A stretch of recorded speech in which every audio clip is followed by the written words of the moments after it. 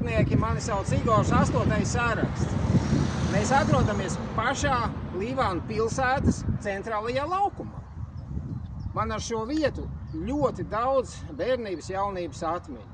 80. gadi, tur bija ēdnīca, tur bija universāla veikals. Te, man liekas, bija autobusu pieturi. Oi, dzīve kūsāja. Kas te notiek tagad? Nu, paši redzat, kartupeļus te audzē cilvēki, jā. Tātad īsi rullīts, ko es piedāvāju.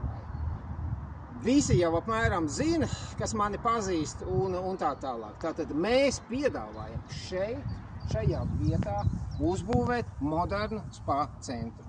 Tātad ir veiktas pat iepriekš aptaujas. Cilvēki ļoti grib publisko pirti. Tātad vajag.